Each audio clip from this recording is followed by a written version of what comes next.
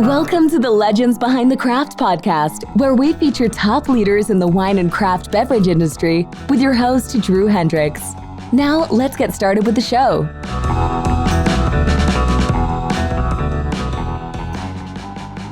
Drew Thomas Hendricks here. I'm the host of the Legends Behind the Craft podcast, where I talk with leaders in the wine and craft beverage industry. Past guests of Legends Behind the Craft include Hillary Kokolis of Sipwell Wine Co., James King of King Family Vineyards, and Lawrence Francis of Interpreting Wine. If you haven't listened to these yet, be sure to check them out and subscribe. Today's episode is sponsored by Barrels Ahead. At Barrels Ahead, we work with you to implement a one-of-a-kind marketing strategy, one that highlights your authenticity, tells your story, and connects you with your ideal customers. In short, we help wineries and craft beverage producers unlock their story to unleash their revenue. Go to barrelsahead.com today to learn more. Today, I also have Bianca Harmon on the show, who's one of our direct-to-consumer marketing strategists at Barrels Ahead. How's it going, Bianca? Going good. I'm excited to talk to Adrian today and learn some more about Delaware and what all it takes to make wine out there. Yes, wine in Delaware. So excited for today's guest. It's Adrian Mobilia. Adrian's a fourth-generation grape grower. He was born and raised on his family's farm in Northeast Pennsylvania and grew up working in the vineyard. After graduating from Penn State with a degree in horticulture, Adrian returned to the family farm to help his father establish their winery, Arrowhead Wine Cellars. About 10 years later, Adrian moved to Delaware and started his own winery, Salted Vines Vineyard Winery. He now lives on the property with his wife, Jessica, and their daughter, Riley. Welcome to the show, Adrian. Thanks. Appreciate you guys having me here. Oh, excited for you to be on. So, Adrian, what was it like growing up in Pennsylvania on a farm with orchards and a vineyard? Cold. I grew up, so the town Northeast, most people don't know where it is, but it's just northeast of the city of Erie, but it's really in the most northwest part of the state of Pennsylvania. So, you know that little teepee you get in the state? It's right up there in the top corner. So right on the shores of Lake Erie, we have what they call lake effect snow. So you can get 3, 4, 5 feet of snow overnight. Not allowed to be late for school or work by like a minute the next day. Very cold. Out here we get 1 inch and it's a snow day. Yeah, well, down here in Delaware, if they forecast snow next week, things start closing this week. So it's kind of funny living here now after growing up in Erie. But yeah, so it's pretty cold up there. But I like the weather in Delaware much, much better. Oh, yes, I can imagine. So a lot of kind of challenging grape growing conditions up there on the northern end of Pennsylvania. Yeah, there's challenges both. Like in Pennsylvania, the challenge is you really can't grow a lot of vinifera. Very few varieties will grow there. Like Riesling's one, Chardonnay's one. A couple others are hit or miss, but the ambient temperature of the winter months, so your December, January, February, March, just gets so cold that it actually kills the vines. And then you oftentimes have frost in the spring that'll nip buds that have come out. So in that neck of the woods, you're really stuck with hybrids and Native Americans. Yeah, I was talking to Michelle and Tyler Bredesen from Bold North. They're up in Minnesota, and they have the same challenges. Yes. So they were looking at some of the different kind of native vines. Yeah, Minnesota is actually responsible for a lot of the cool climate reds that we have as hybrids, like the Foch and the Marquette, things like that. Yeah, they were talking about Marquette, and then there was it skips my mind right now, but there was a white varietal that they've been pretty keen on that's similar to a Sauvignon Blanc. Yeah. You don't have those challenges down in Delaware. No, our challenges in Delaware are the opposite. It's too hot in Delaware to grow a lot of the whites. Wow. So we can grow dry reds here really well, like Malbecs, Merlots, Cab Sauves, Cab Francs, Giraldago. That stuff grows nice, but you wouldn't want to try to grow a Riesling here. Oh yeah, it'd just be too hot. So, well, skipping back a second to your first venture to winery, what excited you about the vineyard? What prompted you? You grew up on a farm, so horticulture school, but what drew you to the wine versus the other orchard type crafts? Well, when you're a kid and your father tells you what you're going to do, that kind of tells you what you're going to do, right? Like you don't have a whole lot of choice. So, growing up on the farm, we had 200 acres of grapes. We grow about 31 varieties of grapes. Oh, wow. And we had 50 acres of fruit trees. We had cherries, peaches, apples. When I went to school at Penn State, at the time we didn't have the winery, but we had a wholesale juice business. Oh. So back somewhere about 1985, my dad pulled out of Welch's when they changed the way they paid the farmers. They went from paying you on this year's crop to taking 7 years to pay you. So they'd say, look, we'll take 80% of what we're going to give. Like say you're getting $400 a ton for Concord. They'd say, we'll take 80% of that and we'll give you a third of that 80% this year, a third next year, and a third the final year. What? And that balance of the 20%, we're going to give you a certificate that'll mature in 7 years. What? Yeah. So sounds like a Popeye cartoon. Wimpy getting a hamburger on Tuesday. Yeah, so that's how Welch's pays their growers today. So to this day, that's how Welch's pays their farmers. Yeah. Wow. So my dad said, this is crazy. Like, we're not playing this game because you can't go to your fertilizer supplier or your pesticide supplier or your labor, and you can't say, hey, I'm going to give you a third of 80% of what I owe you this year. So he pulled out of Welch's and he said, we're going to learn how to process grapes ourselves, and we're going to sell juice to wineries and home winemakers. So he started that when I was a young kid. By the time I got to be in high school and college, that business had really flourished. He'd done a fabulous job creating this wholesale juice business. He was like probably the third or fourth largest supplier of grape juice on the Eastern Coast. Wow. Now, most of it's American and hybrid varieties, but still, it was a great business. Mm-hmm. So it was kind of understood that I was just going to work on the farm and help them. So I came up with the idea that there's really no reason to go to college. Mm-hmm. So he's like, oh, no, you're going to college. I'm like, he's like, that's an idea, but not a good one. Yeah, he's like, no, you're going. I'm like, but why? Like, I can learn what I need to know from you. He goes, no, you're going to go to college. He goes, I won't hire you unless you have a college education. And I'm like, you don't have a college education. He goes, exactly. So I, begrudgingly went away to school at Penn State because that's where all his brothers and sisters that did go to school all went to Penn State. So that was another one of those foregone conclusions that you just have to go with because that's the family. So I end up at Penn State, have a great time, love it, horticulture, everything's good. Come home, and I was home for, I think, the first 2 years. And one night he walks in my bedroom at literally 2 a.m, turns on the light. We got to talk. And I'm like, you can't wait till 6 a.m. or something. He's like, no. He's like, I'm so excited. I've got this idea. I've been going through it in my head. It's going to work. I go, what's the idea? He goes, we're going to open a winery. And I'm like, we're going to do what? He goes, we're going to open a winery. Okay. I said, great. He goes, think about it. He goes, what better way to give credibility to our juice business that we're trying to market to wineries than to have a winery? Mm-hmm. I knew nothing about anything at age 20, right? So I'm like, whatever you want to do, Dad. So we contacted a group called SCORE. It's a national group. SCORE stands for Service Corps of Retired Executives. Yes. Tell us about that. That's great. Yeah. So it's through the Small Business Administration. It's nationwide. Everywhere has their own chapter. Mm-hmm. So we reached out to the chapter, gave them our idea. Of course, they knew nothing about it, but they brought some people out that were bankers and marketers and stuff like that. So we worked through 6 months. Every Wednesday night, 6:00, we met this guy, Roy, at my mom and dad's kitchen table. And of course, all the heavy lifting fell on me because I was the one in school and knew everything coming out, right? So they're like, okay, you can do this, you can do that. And so about 8 months later, we go to the bank with an actual business plan. So my dad walks into this bank he's done business with his whole life, goes, here's a business plan to get a loan to do this winery. And they go, what's this? And he goes, I told you, it's a business plan. They go, you've never given us anything like this before. You've just come in and said, I want X amount of money to do this, and we give it to you. And he's like, well, I have a business plan. They go, should we be concerned? So they gave us a loan to start the winery. We built a tasting room onto our juice plant and did all that and started Arrowhead Wine Cellars back in 97 or 98, I think. Oh, wow. So that was pretty fun getting that up and going. And then it was 10 years later, I was in a wedding of a friend. and I met a woman at this wedding who was also in the wedding. So we had a mutual friend, and we started dating, and she was from Ocean City, Maryland.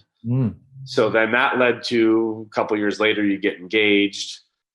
So that leads to we're like a month or two before the wedding, and I'm like, hey, whenever you're ready to move, let me know. I'll come down with one of our big delivery trucks and a couple buddies. We'll pack you up and we'll move you up.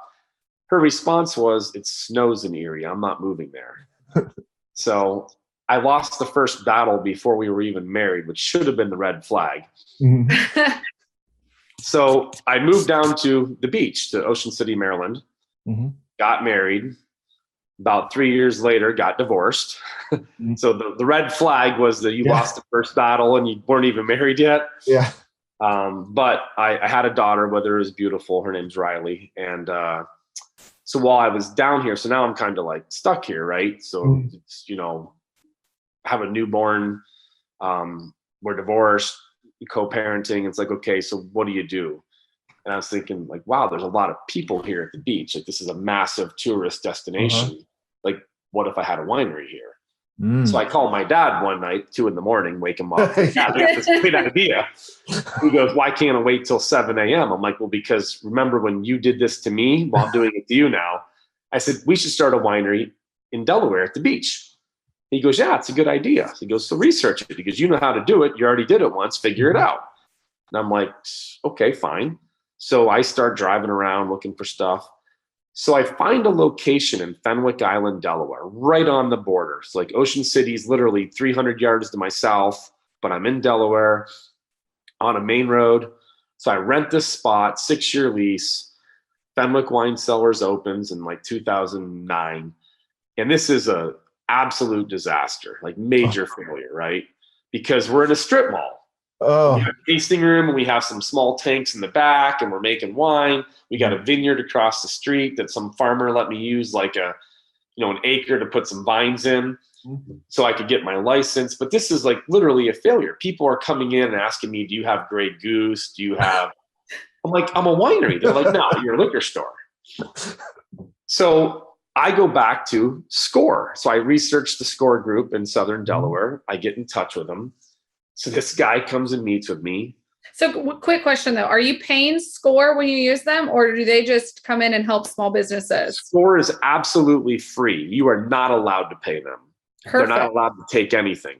I just thought others might want to know that don't know about SCORE. So yes, if you were a small business or thinking about getting in business, you should absolutely reach out to SCORE because it doesn't cost you a thing and it definitely won't hurt you. It can only help you.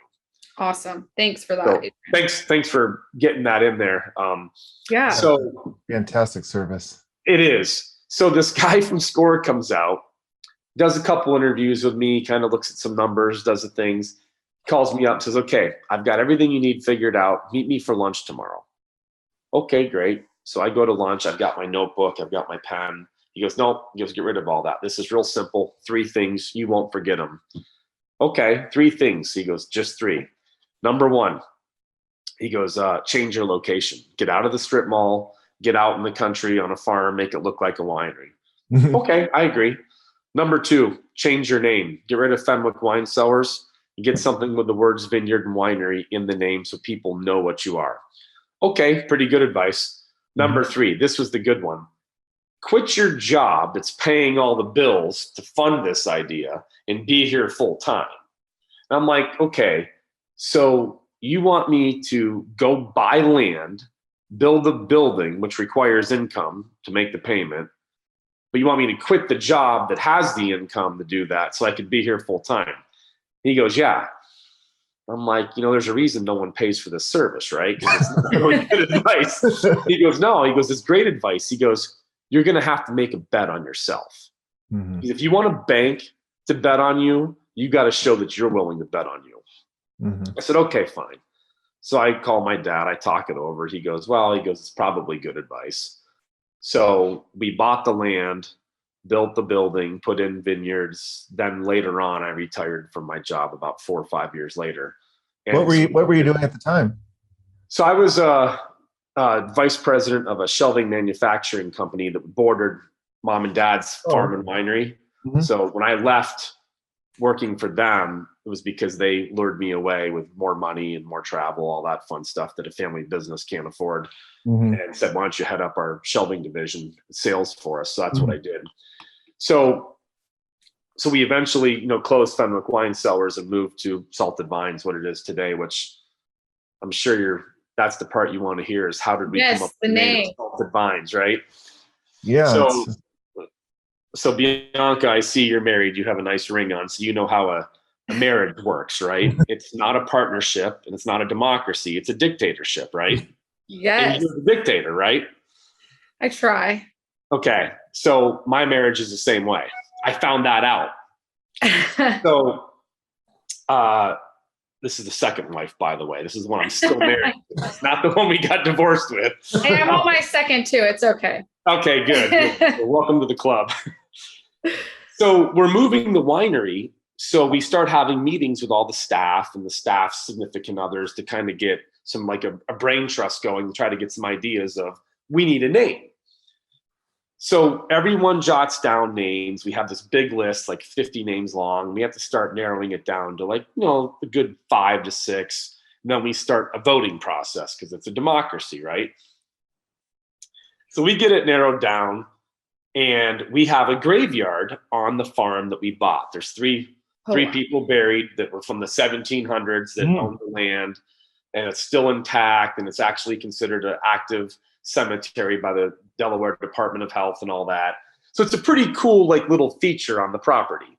Yeah. And it's right to the left of the parking lot. So when you pull in, it's very visible. We've landscaped around it and made it very pretty. So people go over and check it out. And they always come in and ask about the graveyard. And it's from the 1700s, you said? Yeah, they were born in the 1700s, yeah. Wow. That's pretty crazy. It is pretty crazy. Huh? Do you know who they are? I do, yeah. I mean, we did the research on them. We went back to all the department, the U.S. Department of Labor, their censuses. Oh, cool. And we tracked them all the way up, and we tracked their kids and their grandkids up to 1890 or something. It's like a history lesson too when you come to it. It really was. It was a pretty cool exercise. Yeah. So we get these names down. So the one that I came up with that I thought was good was using the cemetery and the fact that we're so close to the ocean. So we're 4 miles off the ocean. So we were going to use Riptide Vineyard and Winery. So Rip with the R-I-P, rest in peace, but Riptide, because we have a Riptide current, right? So it was like a big play on words. So that one won the vote, the final vote. So my wife comes home from work this day, and she's like, you guys had the meeting and had the vote, right? I'm like, yeah. What name won? I go, Riptide Vineyard and Winery. She looks at me and she goes, yeah, we're not doing that. And I go, well, what are we going to do then? She goes, you're going to name it Salted Vines Vineyard and Winery. And I'm like, but that one didn't win. She goes, I don't care. She's like, that's just what we're doing. So the Salted Vines was a concept of the salt air coming off. Because when the wind blows offshore and comes this way, you literally get salt on your vehicle. You can see it on the windshield and stuff. Sure. So yeah, we get that here. Oh, I get it. Yeah, I like that, actually. I think your wife had a good idea. Yeah, that's you girls sticking together. So after I, walked away with my, tail between my legs, and went back to the staff and said, well, all the voting we did, it doesn't matter. My wife kind of pulled rank and said, we're not going to do that. It became Salted Vines Vineyard and Winery. So we reopened a year later at this location as Salted Vines Vineyard and Winery. And that was actually, looking back on the advice SCORE gave me, best advice I was ever given. The business quadrupled the first year, all because it looked and felt like a winery and had the ambiance of one.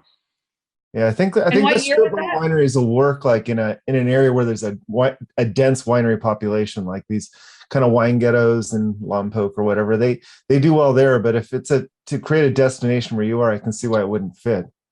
Right, and and Delaware's not known for wine. I was the third winery. When I opened Fenwick Wine Cellar, so now there's only 4, and there's a 5th one opening. They've been trying to open since 2012, so hopefully they get open this year. Why do you think there's so few? Officially open? I'll do his question first. Yeah, sorry. I'll go back to yours. I didn't hear all yours. Why do I think there's so few? I think there's so few for a couple reasons. One, 10 years ago or 12 years ago when I started, the regulations really, like, they don't really know what a winery is in Delaware. Like, the regulations don't truly understand it. So it's very convoluted, the process you have to go through to open a winery. Now, it's gotten better. We've done things to make it better. Second reason is farmland here is very expensive because of the housing. So because, like, during COVID and even before COVID, like, you're at the beach. People are building $1 million condos on, a quarter-acre lot. The lot's worth $1 million, right? Because you're 3 miles from the ocean, and they're not making any more land. So we're losing farmland left and right. So the barrier to entry is really the cost, trying to find land somewhere you could do it. And then, of course, the building and then growing grapes isn't something that's very well known down here. It's all row crops. It's all corn, soybeans, wheat, and then a lot of chicken houses. What was your question, Bianca? What year did you officially open Salted Vines? So that would have been November of 16. Okay. So yeah. 8 years ago. Okay, nice. How did you go about bringing the visitors in there when you first opened your doors? Given that we are a transient population beach resort destination, I didn't really have to do anything. Okay. They just showed up.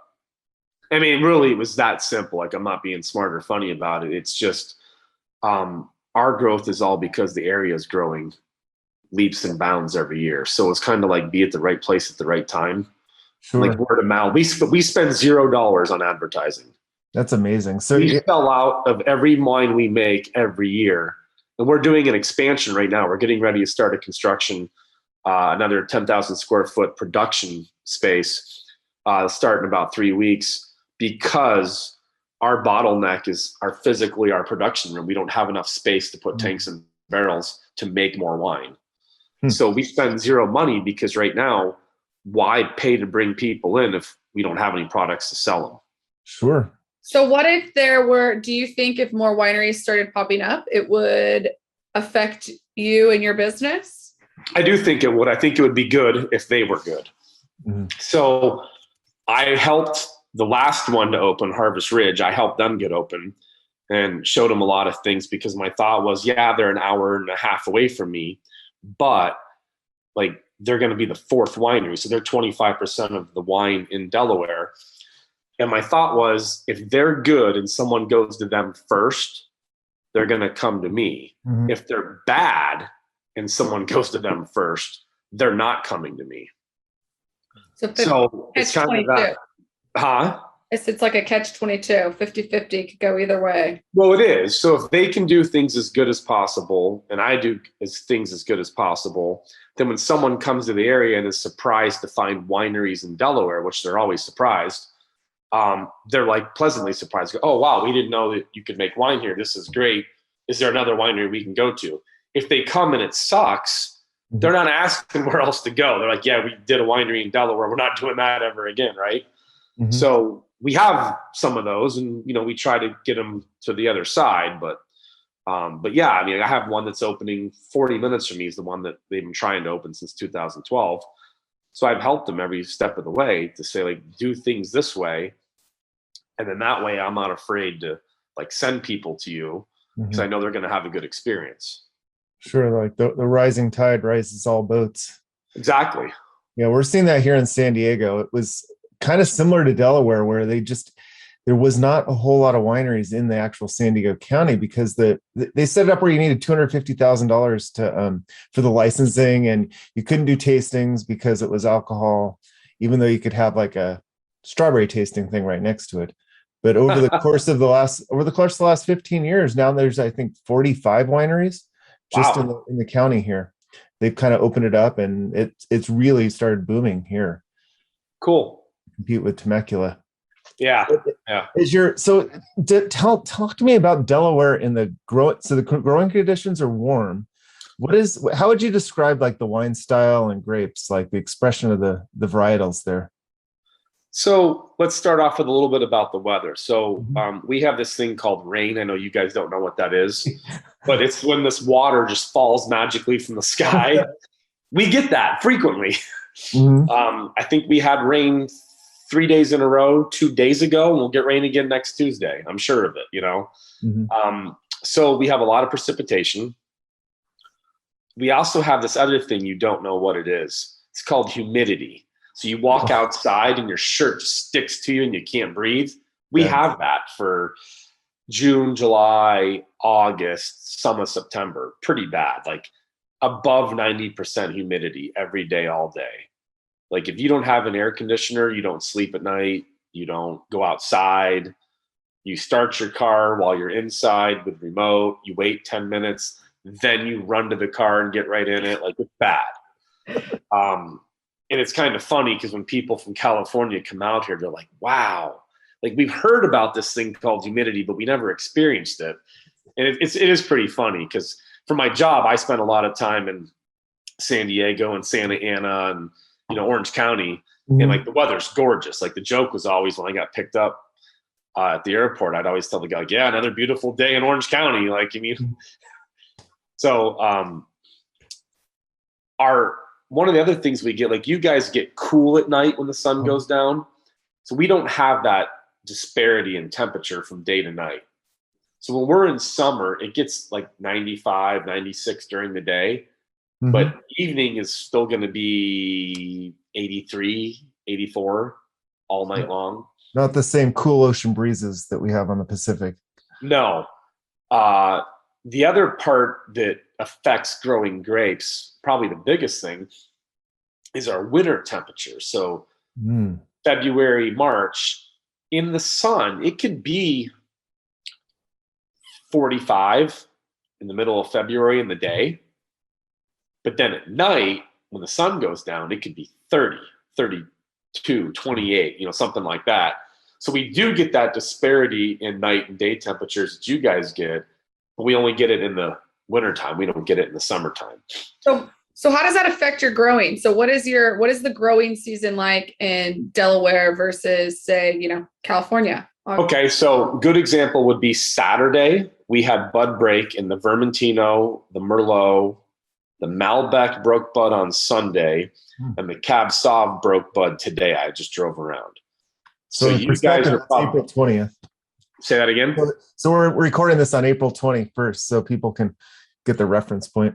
Yeah. So about 4 days ago, we had bud break here in Delaware. You guys are probably 12 inches out? We've actually got a ton of rain I live in St. Helena, California. So in St. Helena, we've actually gotten a ton of rain we were hitting 90-degree temperatures 2 weeks ago, and now we are back down to the 70s and raining.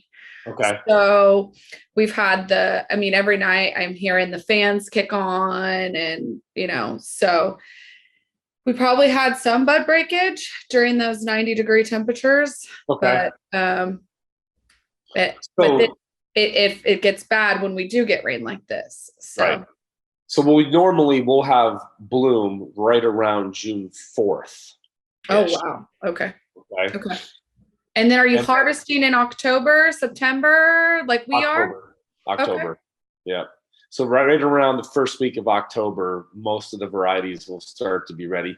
On a good year, you could have that Malbec ready, or the Vermentino will go first. That could be ready third week of September if ideal conditions happen. But realistically, we're picking most of the grapes last week, September, first week of October. Okay. Yeah. See, and we'll have a lot of our whites done in August even. Right. Yeah. So, okay. Interesting. Yeah. The other challenge that, the weather here presents is just the humidity. So the powdery and downy mildew. Well, yeah.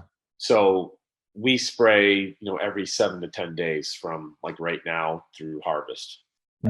So you make sure you just have a really nice cab tractor you like, because you're going to spend a lot of time in it. But I'm sure you can make some beautiful late harvest wines then. You can. Yeah, we can get. Sorry, I didn't hear you. Oh, no, I was just going to say, I'm sure you can make some beautiful late harvest wines. Or are you guys doing that? Or? So we do, but not like the ice wine style. We've this is an experiment. We wanted to see like how high a bricks we could get one year. Mm-hmm. I found out that was really a bad idea, but we did it anyways just for fun. So I had Cab Sauv on the East Coast that hit 28 bricks. And like the alcohol was just through the roof. So it was really hot. So we had to blend it away with something else to tame it down a little bit. So we blended it with the Merlot. But yeah, I mean, so it's, a lot of the same problems, just with little different nuances attached to them. Now you do a variety of from dry wines to some with a little bit of residual sugar on it. We do. So, our population, because it is very transient as a beach destination. So our population comes to us. We have our locals, which they like sweet wine. Okay. We get the Northern Virginia people. They like their dry reds, their dry whites, their Viogniers, their Cab Francs, stuff like that. Nice higher end wine. Baltimore, Philly, all of Jersey, all of New York City, then take Pennsylvania, like half the state over to like Harrisburg or even State College. So it's a pretty big geographic area. So you're getting people from all walks of life, all palate levels, all sophistication levels. So I have like a 3x3 matrix I draw, and I explain this to all the employees when we hire them. And I say, across the top, put, red, white, and then your blush rosé. Then down the side, put, dry, semi, and sweet.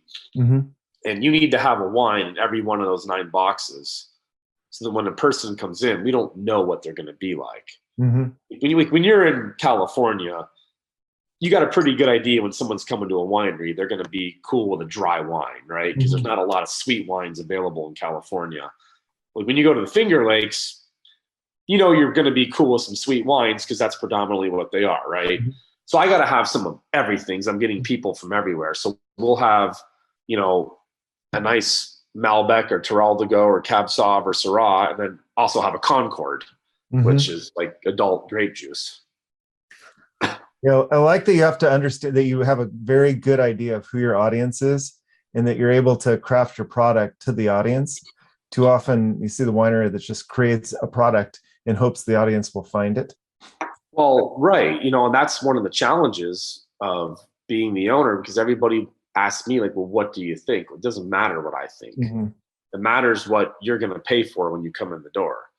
So we have to have that 3x3 matrix, which drives a lot of winemakers nuts because they don't think sweet wine is real wine, or, whatever the case may be. Right. But it's like, yeah, but I can show you the numbers that those things pay the bills, and you have to have them. And that's the biggest revelation that the wine industry needs, is that you got to cater to the consumer. And I'm looking at your experience and kind of your, I want to call it a menu, but you've got a pretty diverse menu of what you can order there and kind of experience, all the way from dry wines up to the slushies, which would probably be fantastic at 96 degrees out. They are phenomenal at 96 degrees, and the money you make on slushies is phenomenal as well. That's been a big trend up here in Temecula. Oh, really? It's a trend everywhere right now. I believe you're right, Bianca. Yeah, I mean, even here in St. Helena, wine mecca of the world, or world of the United States. It's you go into the bars and they've got rosé slushies, and but those are the people, if you want to talk from a marketing standpoint, that they will continue to bring in customers because they're willing to not just serve that dry red wine, they're willing to cater to their audience. So, well, and that's very true. So, my belief has always been, as a winery, it's our job to educate the public. So, we're not the best winery in the world. I'm never going to tell you we were or that we are. There's always room for improvement, and I'm good with that. But what I can tell you is, when you come in, there's a probability, and I don't know what that number is. It's going to depend on who you are, but there's a probability that's there for sure that says, if you're not a winery and this is your first time going to a winery, you're not a wine person, you probably don't have a clue what you're going to like, right? No. But like you or I could probably help you figure it out before that person could. We're going to start them with something sweet, right? And they're going to like it way before they're going to like an oak Chardonnay or a Cab Franc that's been in oak barrel. So it's our job to educate you. And the way we can do that in a controlled atmosphere is through our tasting. So when you do a tasting, we let you do all of them. We do it in a controlled environment where you go from white to red, dry to sweet. Because oftentimes what happened in the beginning, people would come in, or if you go somewhere with friends and you get hey, pick 4 or 6 wines for your $10 or whatever, and there's 20 wines to choose from, they end up looking at the menu and they're like, well, I've heard of Chardonnay, or my friend told me that I'll like Cabernet, or I saw a movie about Pinot Noir, so I want to get that. So they pick these buzzwords, and they try it, and they absolutely hate it. You can just tell instantly from the look on their face. And you go, oh, okay, like, we'll try this. And you give them a Niagara, which is like a white, sweet grape juice, right? They're like, oh my God, that's the best wine I've ever had in my life. I'm like, that's a sweet white. Well, I don't like sweet. My friend said I like dry. I'm like, no, your friend likes dry. You like sweet. Yeah. And they just don't get it, and so that's kind of our responsibility to educate the consumer. No, I worked at a winery here that was, very high-end reds, and we're talking, these people were paying $75 a tasting, right? And I'd have people come in, and you knew they just didn't like it. And I also worked at another winery where they served a huge array. And I told these people, like, I know you don't like this, like, go to this winery. It's okay. You don't have to come to Napa and go pay for the expensive $75 tasting where you're not going to enjoy the wines. Go to Bisatui. They have 60 different wines from reds and whites and sweets, and spend less and enjoy what you're drinking. Yeah.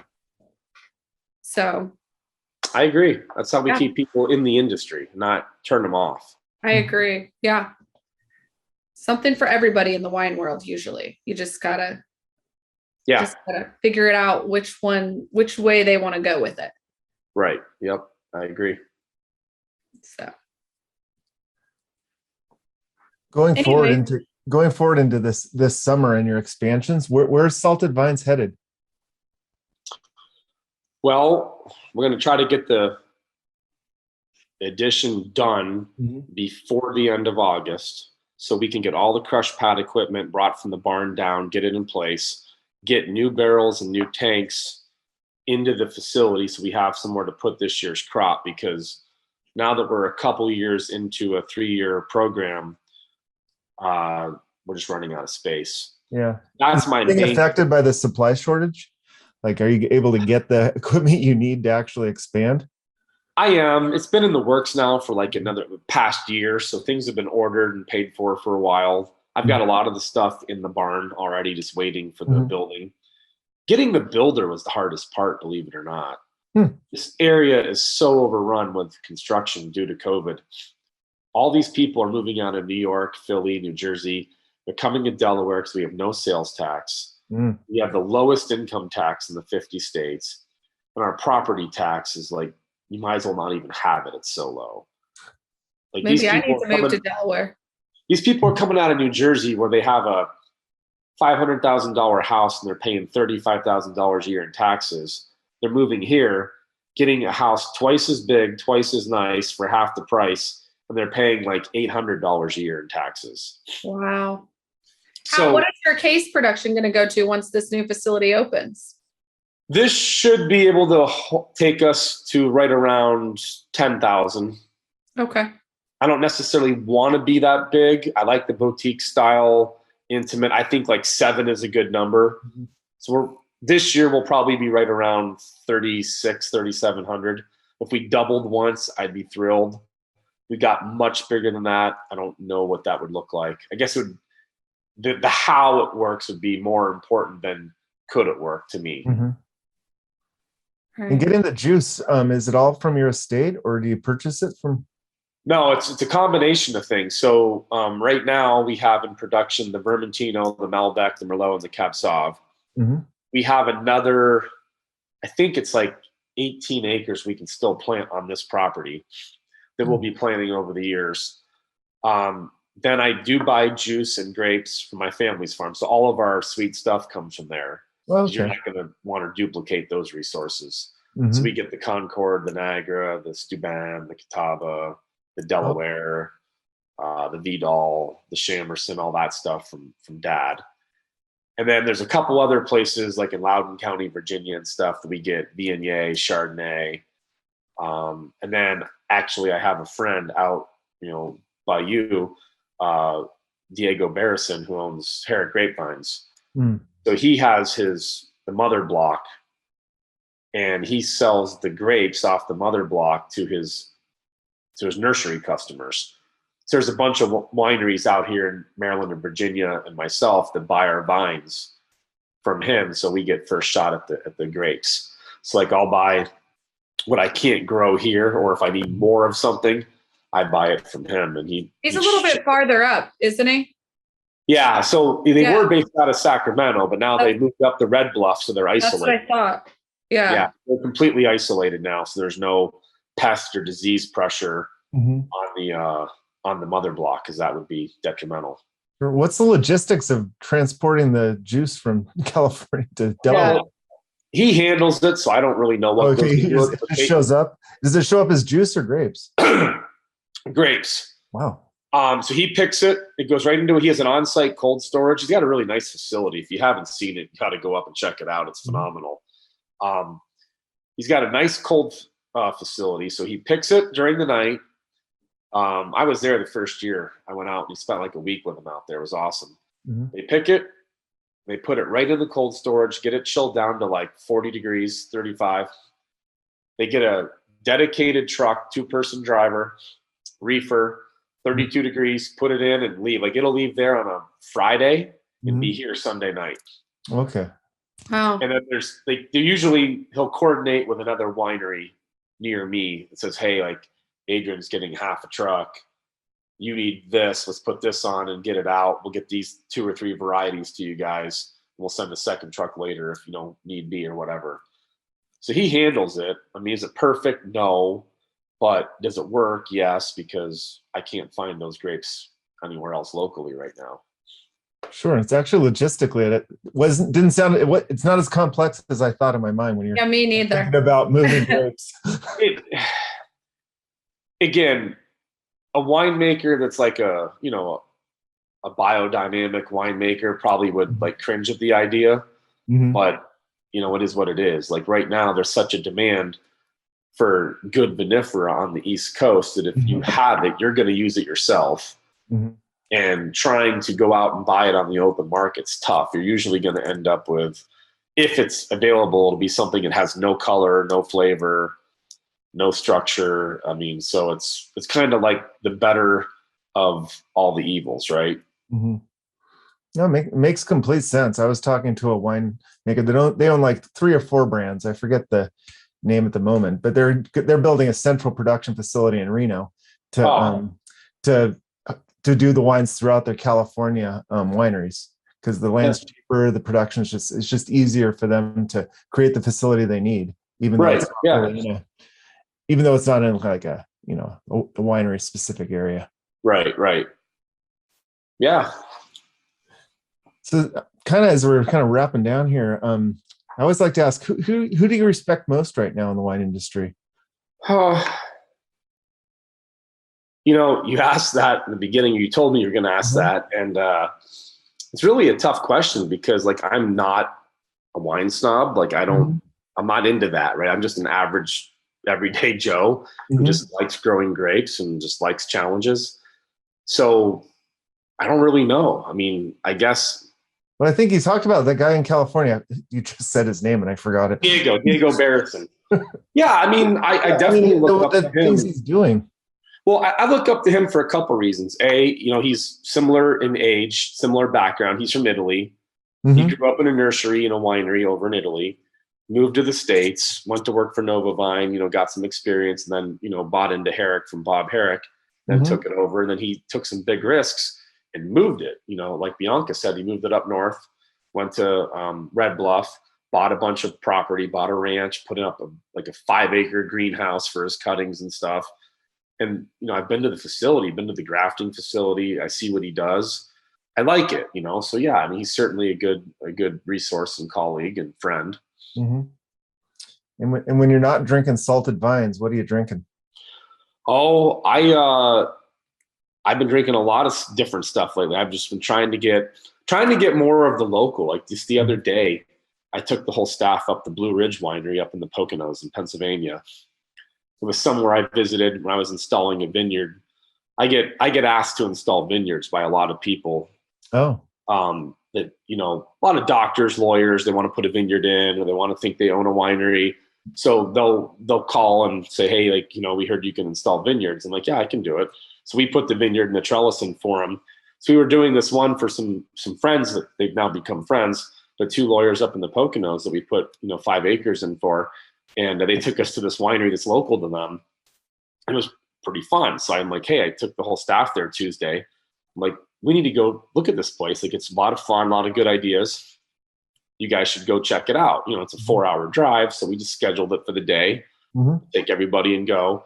But I've been trying to drink a lot of like Virginia stuff, like Pearman Cellars and Effingham, and there's Paradise. What else? Blue Ridge in Pennsylvania.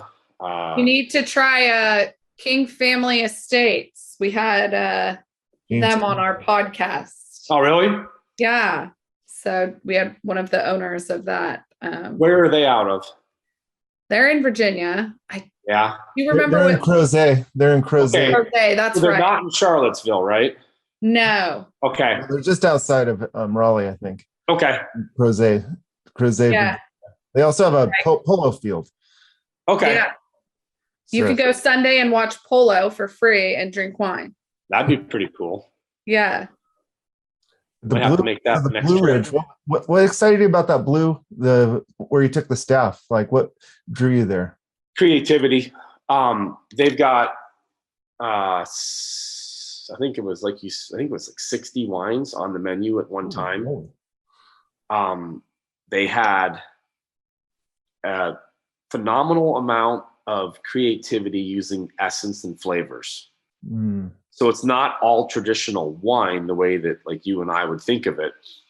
And again, like, a true winemaker would probably cringe at the idea, but I can tell you that they're laughing the whole way to the bank in their armored car on Monday morning. So it doesn't matter, right? Like the amount of people they handle is just incredible. Like I've been there when there's easily been 500-600 people simultaneously on the property all day. They've put in their own coffee shop to have coffee. Oh, wow. They have their own wood-fired pizza oven. They have their own taco truck. They dig a cave underground and made it a room to do dinners in, like all sorts of just creative stuff. Yeah. So great that you take the staff and that's how it's so good to get inspiration from what other people's success are finding success in. Yeah. I mean, it's cool to go see what other people now, like part of my reason is all these wineries in Virginia, New Jersey, New York, like those are the people that live there that are coming to me when they're on vacation. I kind of need to know what they consider normal at their home wineries. Like, what are they paying? What are they getting for a tasting? What are they being served? How is it being presented? Because that plays a part in what we do. Because when they're here for a week, you don't want to be way out in left field, right? You want to be somewhat to like what they're accustomed to. Sure. That's fantastic.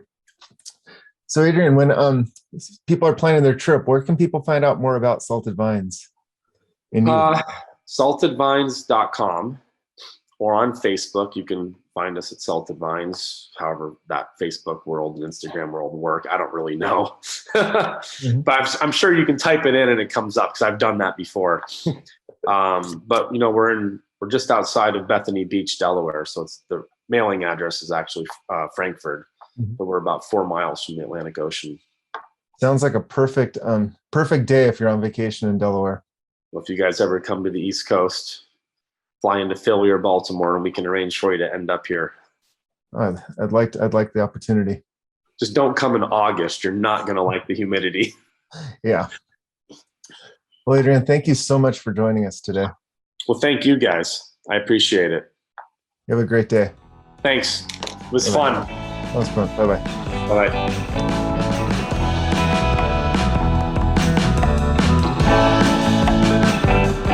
Thanks for listening to the Legends Behind the Craft podcast. We'll see you again next time, and be sure to click subscribe to get future episodes.